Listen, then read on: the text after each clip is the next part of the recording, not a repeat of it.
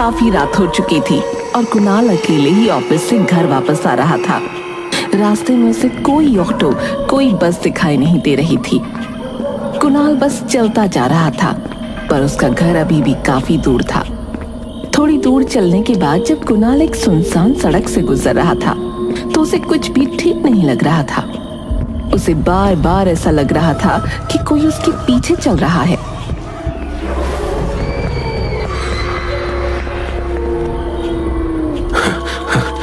अरे, बार बार मुझे ऐसा क्यों लग रहा है जैसे मेरे पीछे कोई चल रहा हो। कुणाल अपने कदम जल्दी जल्दी बढ़ाने लगा ताकि वो जल्द से जल्द घर पहुंच सके। कुणाल को तभी अपने पीछे एक परछाई नजर आई जो कुणाल का पीछा कर रही थी। कुणाल जितनी तेजी से चल रहा था, वो परछाई भी उसके साथ उतनी तेजी से चल रही थी। अब कुणाल की हालत बहुत ही बुरी हो जाती है और वो तेज तेज भागने लगता है। तभी आसमान में बिजली कड़कने लगी और अचानक तेज बारिश शुरू हो गई। हे भगवान, ये बारिश कैसे शुरू हो गई? यहाँ तो दूर दूर तक कुछ दिखाई नहीं दे रहा। और ये परछाई मेरा पीछा क्यों नहीं छोड़ रही? कुणाल उस बारिश में भागता जा रहा था और तभी अचानक एक गाड़ी से टकरा गया। गाड़ी से हड़बड़ाते हुए एक लड़की उतरी। हे भगवान, ये क्या हुआ? आप ठीक तो है ना? हाँ, मैं ठीक हूँ, बस जरा सी पैर में लग गई है। आपको तो काफी लग गई है। बारिश में मुझे ठीक से दिखा नहीं और बस एकदम से आप सामने आ गए। मुझे प्लीज माफ कर देना। नहीं, कोई बात नहीं, गलती मेरी भी है। आप बताइए, आप कहाँ रहते हैं? मैं आपको आपके घर छोड़ देती हूँ। अरे नहीं, मैं खुद से चला जाऊंगा। देखिए, मेरी वजह से आपको लगी है, प्लीज बताइए, मैं आपको घर छोड़ दूंगी। कुणाल कंचन की गाड़ी में बैठ जाता है। उसके बाद वो सारी बात कंचन को बताता है, जिसे सुनकर कंचन की हालत खराब हो जाती है।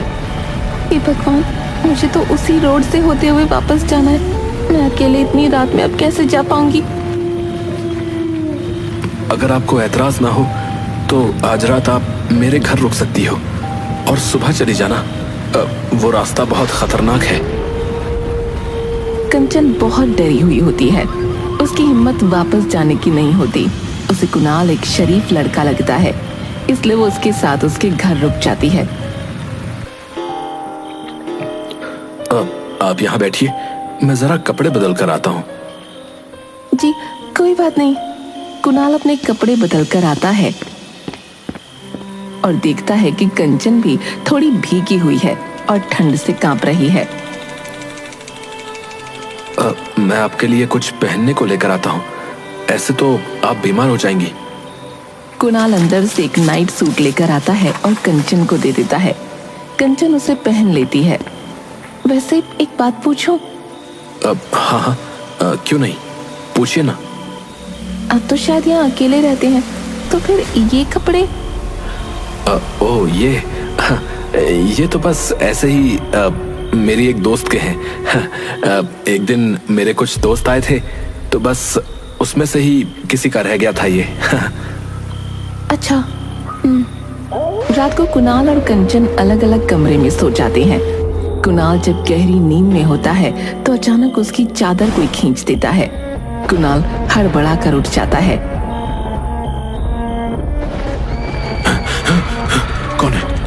कौन है यहाँ? कौन है? आओ आओ कुणाल। कौन है? सामने आओ, कौन है यहाँ?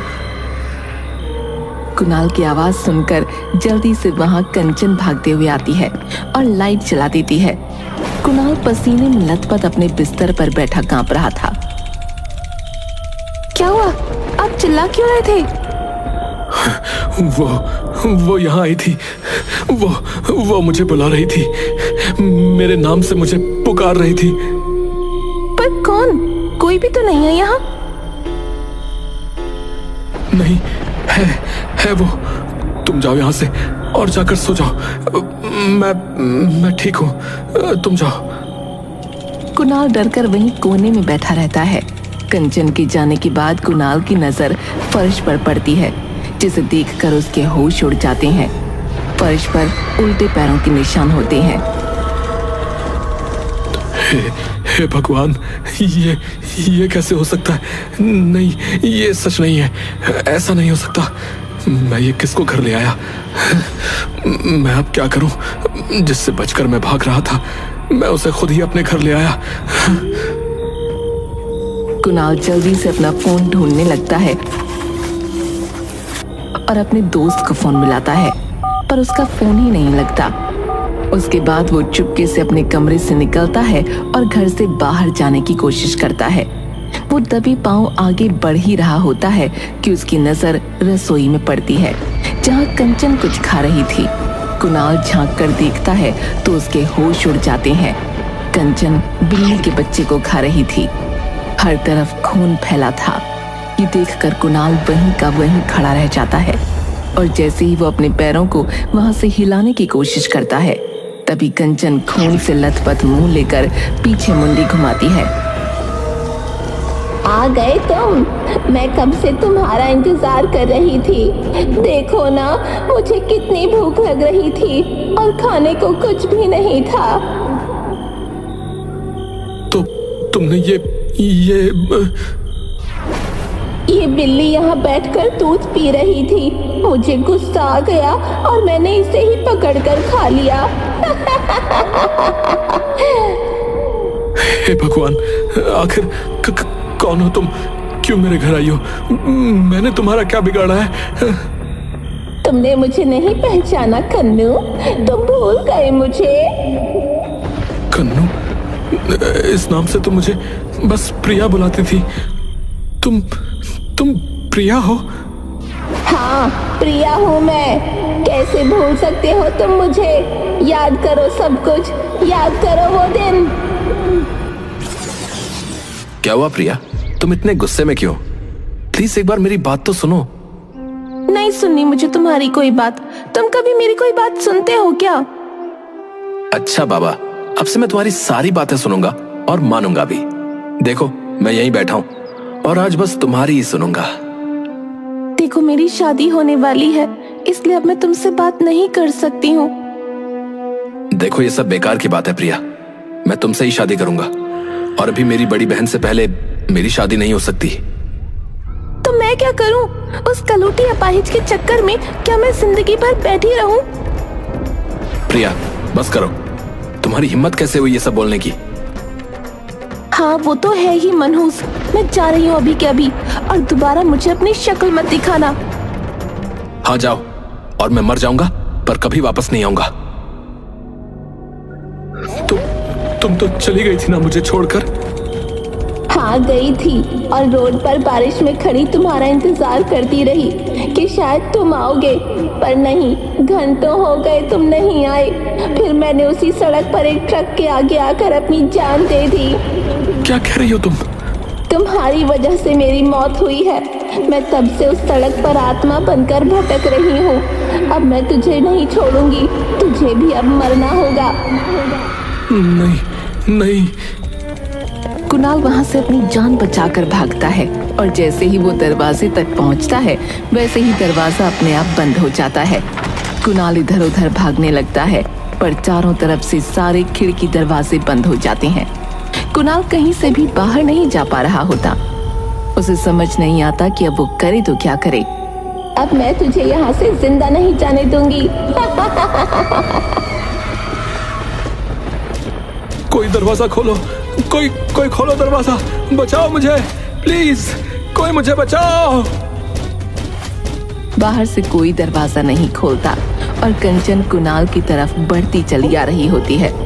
कुणाल उसके आगे हाथ जोड़ता है। मुझे छोड़ दो प्रिया, मेरी बात तो सुनो, मुझे छोड़ दो। प्रिया के सर पर खून सवार होता है। वो कुणाल की गर्दन पकड़ने ही वाली होती है कि तभी कुणाल वहां पर रखा फूलदान उसके सर पर दे मारता है। कंचन वहीं गिर जाती है और बेहोश हो जाती है। मुझे जल्दी कुछ करना होगा, पर मैं क्या करूं? कुणाल बाहर भागने का सोचता है, पर फिर अचानक उसका ध्यान कंचन के बैग पर पड़ता है। कुणाल बैग खोलकर उसमें उसका सामान देखने लगता है। उसमें कंचन की एक फोटो मिलती है। उस फोटो में कंचन और प्रिया साथ में खड़े होते हैं। अब ये क्या है? कंचन और प्रिया एक दूसरे को जानते हैं और ये पीछे तो राहुल खड़ा है। हेलो राहुल, मैं कुणाल बोल रहा हूँ। हम सेम कॉलेज में थे, याद है? साथ में फुटबॉल खेलते थे, याद है? अरे कुणाल, कैसे हो? कैसे याद किया इस वक्त? तुम कंचन को कैसे जानते हो? भाई, उस लड़की का नाम मत ले। अरे पर ऐसा क्या हुआ है? भाई प्लीज, मैं अभी फोन रखता हूँ। प्लीज भाई, मुझे तुम्हारी बहुत जरूरत है। एक बार मेरी बात तो सुनो। वो मेरे घर इस वक्त बेहोश पड़ी है। मैं जल्दी तुम्हारे घर आ रहा हूँ, पर उसे तब तक उठने मत देना। इतना सुनकर राहुल फटाफट कुणाल के घर एक बाबा को लेकर पहुंचता है। कहाँ है वो चुड़ैल? अच्छा, अभी तक बेहोश है। सही है। चुड़ैल? हाँ, चुड़ैल है ये, चुड़ैल। बाबा, इसे जल्दी से कब्जे में करो, वरना अगर होश में आ गई तो किसी को नहीं छोड़ेगी। बाबा अपने तंत्र मंत्र से कंचन के चारों तरफ घेरा बना देता है। ये सब क्या हो रहा है? कौन आया है यहाँ? तूने इसको यहाँ क्यों बुलाया? ताकि इस बार मैं तेरा खेल हमेशा हमेशा के लिए खत्म कर दूं। कुछ नहीं कर पाएगा मेरा। इसको मार दूंगी, मैं मार दूंगी।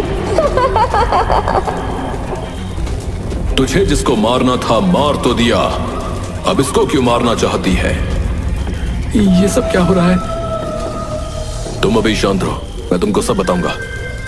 ओम ह्रीम क्लीम स्वाहा। ओम ह्रीम क्लीम स्वाहा। मैं तुझे नहीं छोड़ूंगी, समझ गया तू? तू बचेगी तब मेरा कुछ बिगाड़ पाएगी, तू नहीं बचेगी। बाबा सिंदूर निकालकर कंचन के माथे पर मल देता है, जिससे वो बुरी तरह से चिल्लाने लगती है और फिर अचानक गायब हो जाती है।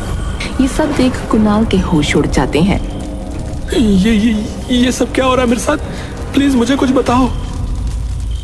शायद तुमको पता नहीं है, पर प्रिया कॉलेज में जादू टोना करती थी। क्योंकि तुम प्रिया से प्यार करते थे, इसलिए कोई भी तुमको ये बात बताने से डरता था कि कहीं तुम प्रिया को ना बता दो और फिर वो जाने उसका क्या करेगी। तुम्हारे कॉलेज छोड़ने के बाद कंचन नाम की एक लड़की ने कॉलेज में एडमिशन लिया था। कंचन मुझे प्यार करने लगी थी और मुझे हासिल करने के लिए उसने प्रिया से जादू टोना सीखा और मैं उससे प्यार भी करने लगा था। पर एक रात जब मैं अचानक उसके घर पहुंचा तो मैंने उसे जादू टोना करते हुए देख लिया। मैं उसके बाद सीधा इन बाबा के पास गया, जिन्होंने मुझे उसके चंगुल से आजाद किया। कंचन मुझे वश में ना कर सकी, इसलिए उसने आत्महत्या कर ली।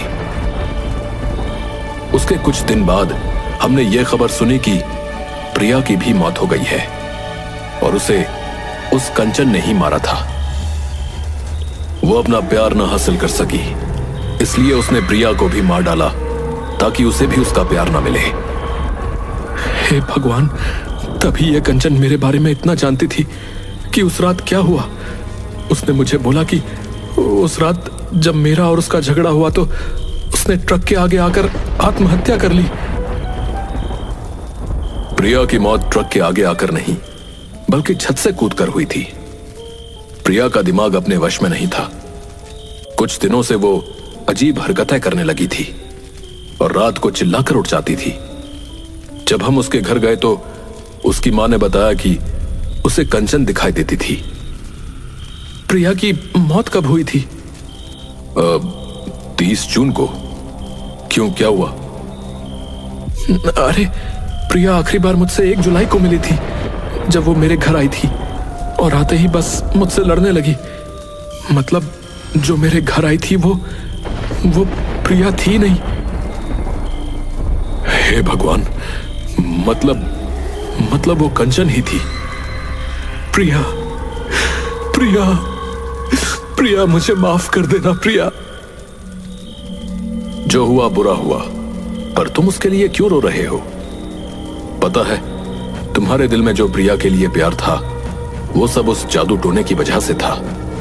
तभी शायद उसके मरते ही उस जादू टोने का असर भी खत्म हो गया था और तुम्हें उसके जाने से कोई फर्क भी नहीं पड़ा। हाँ, मैंने तो उसे कभी ढूंढा भी नहीं था, बस जाने दिया। कुणाल उस रात प्रिया की सच्चाई को जान चुका था, जिसकी वजह से वो काफी रातों तक सो नहीं पाया। उसके बाद जब भी वो रात को अकेला घर आता, उसे हमेशा डर रहता, पर बाबा का दिया धागा उसके गले में था जो उसकी रक्षा करता था।